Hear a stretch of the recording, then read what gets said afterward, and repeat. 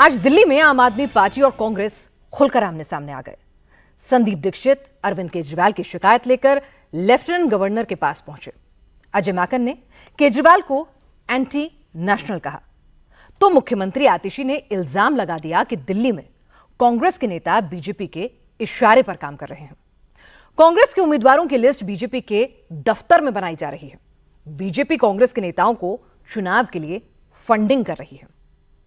आतिशी ने कहा कि अगर कांग्रेस हाईकमान दिल्ली कांग्रेस के नेताओं के खिलाफ एक्शन नहीं लेती है तो फिर आम आदमी पार्टी इंडिया अलायंस के सहयोगी दलों से बात करेगी, कांग्रेस को गठबंधन से बाहर करने की मांग उठाएगी। दरअसल आम आदमी पार्टी कांग्रेस के अटैकिंग रुख से बेहद खफा है। कांग्रेस ने हरियाणा के असेंबली इलेक्शन से पहले ही यह बात क्लियर कर दी थी कि दिल्ली और हरियाणा में केजरीवाल के साथ कोई अलायंस नहीं होगा। हरियाणा में दोनों पार्टियां अलग अलग चुनाव लड़ी, हालांकि उस वक्त किसी ने एक दूसरे के खिलाफ बयानबाजी नहीं की थी। लेकिन अब दिल्ली में कांग्रेस के नेताओं ने आम आदमी पार्टी की सरकार और केजरीवाल के खिलाफ जमकर मोर्चा खोला हुआ है। कल कांग्रेस ने केजरीवाल की सरकार के कामकाज पर व्हाइट पेपर जारी किया, फिर महिला सम्मान योजना और संजीवनी योजना को फर्जीवाड़ा बताकर केजरीवाल के खिलाफ एफआईआर भी दर्ज करवा दी। और आज संदीप दीक्षित आम आदमी पार्टी के खिलाफ शिकायतों का पुलिंदा लेकर लेफ्टिनेंट गवर्नर वीके सक्सेना के पास पहुंच गए। इससे आम आदमी पार्टी के नेताओं का पारा एकदम हाई हो गया। संदीप दीक्षित एलजी हाउस से निकलकर अपने घर भी नहीं पहुंच पाए थे। इससे पहले ही चीफ मिनिस्टर आतिशी सिंह और संजय सिंह की प्रेस कॉन्फ्रेंस हो गई। आतिशी ने कहा कि अब इस बात में कोई शक नहीं कि दिल्ली में कांग्रेस बीजेपी की बी टीम हो गई है। बीजेपी कांग्रेस के नेताओं को जो स्क्रिप्ट लिख कर दे रही है, कांग्रेस के नेता वही कुछ बोल रहे हैं। आतिशी ने संदीप दीक्षित और फरहाद सूरी का बाकायदा नाम लेकर कहा कि इन दोनों को चुनाव लड़ने के लिए पैसा बीजेपी से मिल रहा है और इसीलिए अब आम आदमी पार्टी कांग्रेस के साथ कोई रिश्ता नहीं रखेगी और दूसरे दलों से कांग्रेस को इंडिया अलायंस से बाहर करने की मांग करेगी। हमें आधिकारिक सूत्रों से पता चला है कि कांग्रेस के जो प्रत्याशी हैं उनका चुनाव का खर्चा भारतीय जनता पार्टी से आ रहा है। इसमें प्रमुख संदीप दीक्षित जी हैं, फरहाद सूरी हैं जो जंगपुरा से चुनाव लड़ रहे हैं और सुनने में आया है कि उनको भारतीय जनता पार्टी से करोड़ों में फंड आ रहा है। आज Sandeep Dikshit lieutenant governor V K Saxena के पास महिला सम्मान योजना और संजीवनी योजना के दावों की जांच कराने की मांग रखी। संदीप दीक्षित ने इसके अलावा जो 2 शिकायतें की हैं वो ज्यादा गंभीर हैं। संदीप दीक्षित ने इल्जाम लगाया कि पंजाब पुलिस के लोग उनके घर की रेकी कर रहे हैं और इसीलिए उनकी सुरक्षा को खतरा है, इसकी जांच कराई जाए। तीसरी शिकायत में संदीप दीक्षित ने कहा कि पंजाब सरकार की गाड़ियों के जरिए ब्लैक मनी दिल्ली पहुंचाई जा रही है। इस पैसे का इस्तेमाल दिल्ली के विधानसभा चुनाव में होगा, इसलिए लेफ्टिनेंट गवर्नर दिल्ली आने वाली पंजाब सरकार की गाड़ियों की जांच करवाएं। संदीप दीक्षित ने कहा कि एलजी ने उनकी शिकायतों को गंभीरता से सुना और जल्द से जल्द एक्शन लेने का भरोसा भी दिया। पहली चीज ये थी कि हमने कहा कि साहब इस आम आदमी पार्टी ने और उसके नेताओं ने एक शगुफा छोड़ा दिल्ली में कि कोई 1000 रुपए की स्कीम एग्जिस्ट करती है, उसमें लोगों को अभी 1000 रुपया मिलेगा और 2 महीने बाद चुनाव में अगर वो दोबारा जीत कर आते हैं तिबारा तो 2100 रुपए बढ़ जाएगा। कल जो एक इश्तहार आया दिल्ली सरकार का उसने इस बात को प्रूव कर दिया कि ऐसी कोई स्कीम नहीं थी। यानी मुख्यमंत्री दिल्ली और अरविंद केजरीवाल जी खुलेआम पब्लिक को झूठ कर रहे हैं, फरेब कर रहे हैं और किसी फरेबी स्कीम के अंदर अगर आप लोगों का डेटा लें, उनको स्कीम भरवाएं तो ये धोखाधड़ी का मामला बनता है, जिसको हम लोग सामान्य हिंदी में 420 कहते हैं। और मैंने एलजी साहब से कहा कि जो भी इसका हो तो उनका नहीं, इसकी हम चेकअप करवाते हैं, अगर इसमें कोई तथ्य होंगे और आप जो कह रहे हैं सही है तो अप्रोप्रिएट एक्शन लिया जाएगा प्रशासन और पुलिस द्वारा। इस मामले में बीजेपी भी अरविंद केजरीवाल को घेर रही है। आज दिल्ली बीजेपी की महिला कार्यकर्ताओं ने केजरीवाल के घर के बाहर प्रोटेस्ट किया, केजरीवाल के खिलाफ जोरदार नारेबाजी की।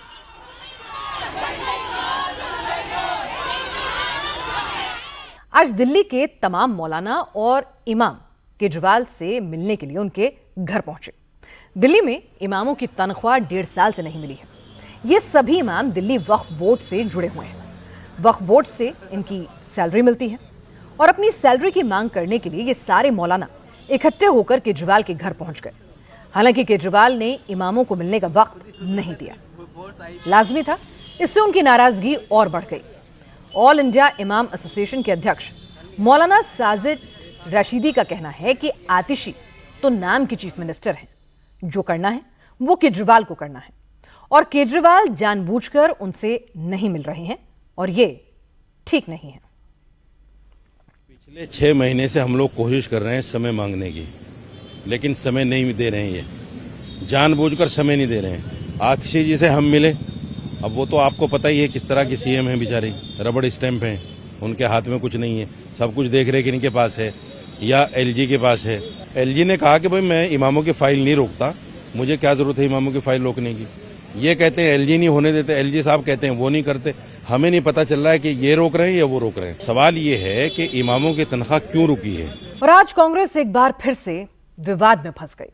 कर्नाटक के बेलगावी में आज कांग्रेस का विशेष अधिवेशन हुआ और इस अधिवेशन के लिए बेलगावी में जो बैनर पोस्टर लगाए गए, उनमें से कुछ बैनर में भारत के नक्शे से कश्मीर गायब था।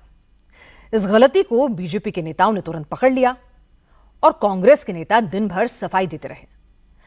असल में 100 साल पहले 1924 में बेलगावी में महात्मा गांधी की अध्यक्षता में कांग्रेस का जो अधिवेशन हुआ था, कांग्रेस पार्टी उसका शताब्दी वर्ष मना रही है और इसलिए एक दिन का ये विशेष अधिवेशन रखा गया था। मल्लिकार्जुन खड़गे और राहुल गांधी समेत कांग्रेस पार्टी के तमाम बड़े लीडर्स इस अधिवेशन में पहुंचे हैं। लेकिन अधिवेशन शुरू होने से पहले बीजेपी के नेताओं ने कुछ पोस्टर्स और बैनर्स की तस्वीरें सोशल मीडिया पर अपलोड की।